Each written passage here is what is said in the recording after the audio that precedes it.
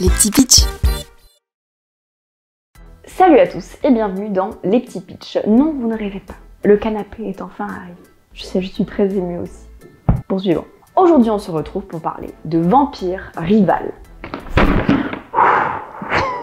Le jeu est tiré de l'univers de jeu de rôle Vampire la Mascarade et c'est un jeu de cartes évolutif. Ça se joue de 2 à 4 joueurs, une partie dure entre 30 et 70 minutes et c'est pour les 14 ans.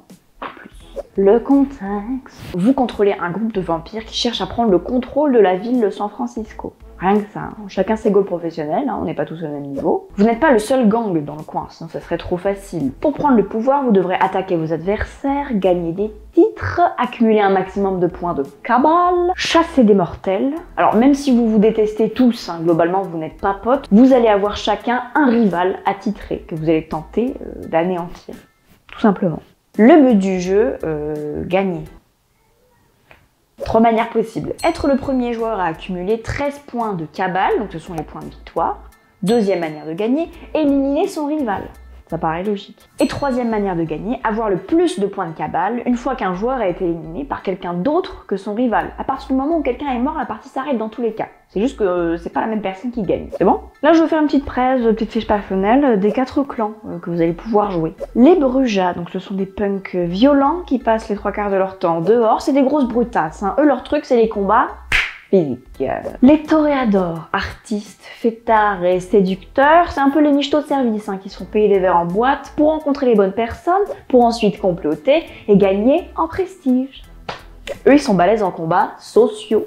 Les Ventrus, décrits comme des tyrans et des rois. Donc là, on est sur de la politique. À balle, clairement, c'est pas eux qui vont aller dans la rue en premier, hein, sinon ils se font défoncer. Eux, ils vont plutôt accumuler des titres pour être de plus en plus balèzes, et puis ensuite tout défoncer en attaque mentale et sociale. Ouais, ils font peur, ouais. Ouais. Et enfin, les Malkaviens, c'est des fous.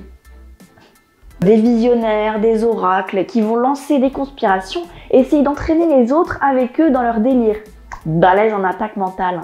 Vous trouvez le clan qui vous correspond le mieux en fonction de vos qualités, de vos faiblesses, de vos aspirations dans la vie. Et ensuite on passe à la partie. 2 ressources dans ce jeu, le prestige et le sang. Qu'est-ce que c'est? Le prestige c'est la principale ressource pour recruter des vampires, vous régénérer et gagner de l'influence pour mener des actions politiques. Vous commencez tous avec 20 points de prestige. Si vous tombez à 0, c'est perdu, vous êtes éliminé, fin de partie, on voit qui a gagné. Gardez du prestige pour pouvoir contrer les attaques de vos adversaires. Le sang de la veine, c'est la santé. Si un vampire n'a plus de sang, donc plus de PV, il tombe dans la torpeur. Si un sommeil Belle au bois dormant style, très profond, il va pouvoir commencer à se régénérer en fin de tour. Par contre, si tous vos vampires sont dans la torpeur, vous n'avez plus personne pour vous défendre, vous êtes éliminé. Le gang est dead. Dans votre deck, il y a 7 cartes vampires. Elles sont toutes construites de la même manière avec des valeurs différentes. La puissance de sang, donc les PV, les attributs, donc la puissance de chacune des attaques physiques, sociales et mentales. Et enfin, les disciplines. Seules, elles valent pas grand chose, hein, concrètement, elles valent que dalle. Par contre, elles vont se combiner avec des cartes actions.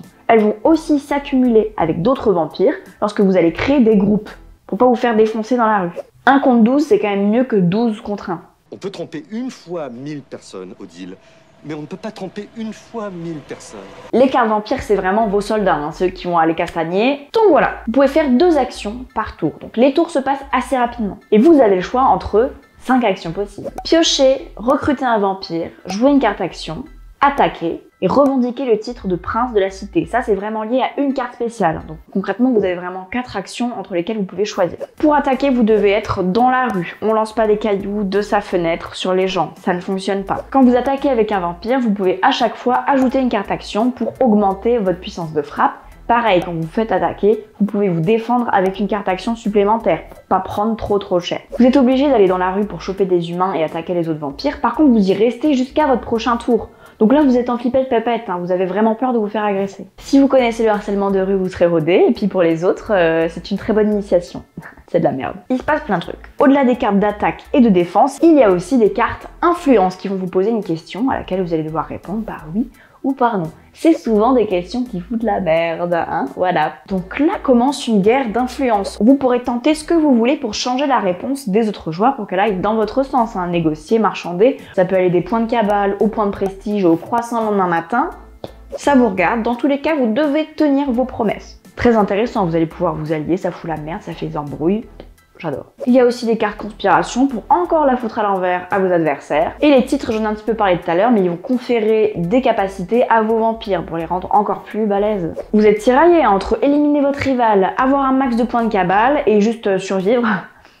Bah, ça peut aller vite quand même. Hein. Bref, il y a de quoi faire de la combo de zinzin. C'est bien de commencer avec les decks préconstruits, hein, parce que ça vous permet de pas réfléchir à vos combos, c'est des decks qui fonctionnent bien.